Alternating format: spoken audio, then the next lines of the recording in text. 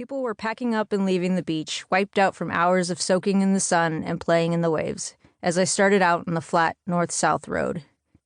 He followed me on his bike to keep me company. I was running at a good clip, about 5 miles into an 8-mile run, when I realized I hadn't heard the sound of my dad's wheel for at least 10 minutes. I knew one of his tires was losing air, and he'd been working hard to keep up with me. I could have stopped and waited for him to fix it. Instead, I decided to press harder, to make him hurt, to make him worry about me being out there by myself. I leaned into the pace a little bit more, visualizing how I'd close out a race at the high school state meet. My dad was the chasing pack, and I was laying on the gas, putting them away for good. I was so deep in my race dream by the time I hit the parking lot where we'd begun that I almost missed it in the pitch black. Once I slowed down and walked a few strides to catch my breath, I felt a deep sense of accomplishment about putting in the miles. I was glad I hadn't talked myself out of it. My dad had said that would happen the whole time he was pushing me to get out the door, but I would never tell him he was right. I sat on the curb next to his truck in satisfied silence. 15 minutes later, I began to hear the telltale squeak and the faint thud of a flat tire. By then, I already had a long, complicated competitive history with my dad, Dennis.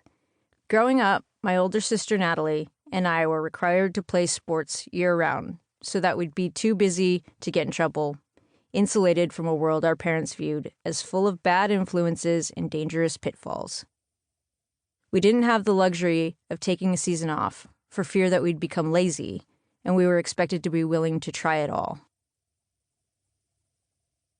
Dad scoured the newspaper for new activities, then woke us up first thing on Saturday morning to tell us what he'd signed us up for. Golf lessons one week, co-ed t-ball the next. From the time I joined my first organized soccer team at age 6, he held his own clinics for us after he got off his job as a construction worker. Post-practice practices, as we thought of them. We did soccer drills, kicking a size 3 ball against the low retaining wall that bordered our front yard in San Diego while he barked instructions. Or juggling the ball with our feet to master the ideal first touch. He coached our softball team, and when Natalie decided she wanted to pitch, I was happy to be her personal catcher. These were not casual sessions. They were about self-improvement, not enjoyment. He'd snap if we weren't being serious enough in his eyes, like the time he ripped into Natalie for smiling too much as she tried to throw strikes. We were close in every way, born just 18 months apart, and she was perfect in my mind. Beautiful, adventurous, better at sports than I was. I couldn't understand why he would criticize her for something that had nothing to do with how well she was pitching.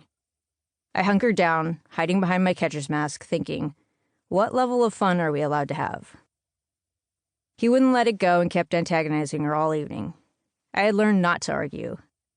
We kept working hard to appease him and meet his demands to be aggressive on the field to earn more playing time, to avoid embarrassing him. Our mom, Nancy, had a more passive, level personality, but was just as committed to our sporting life. She built her entire schedule around us, punching in for her shift as an AT&T operator at 5 in the morning so that she would be off in time to pick us up from school, shuttle us to practices and games, and watch and critique every moment of play. In the ultimate parental sacrifice, she often agreed to stand in as goalie, without the benefit of gloves. She defended the goal as if her life were on the line, and left the field exhausted and bruised from shots that had ricocheted off every part of her body. If we weren't playing sports, we were watching them. My parents were diehard San Diego Padres fans, and when the ball games stretched past bedtime, Natalie and I would wake up to find sticky notes with the final score posted on our bed frames. I inherited that baseball DNA and idolized outfielder Tony Gwynn, the perennial all-star who starred at San Diego State University and never left the city. He was as much a part of my hometown as the beaches and the U.S. Navy base. As I got older, youth soccer became as much of a frustration as a passion. I was an instinctive forward, quick to the ball, but too slight to put enough punch into my shots and often overpowered one-on-one.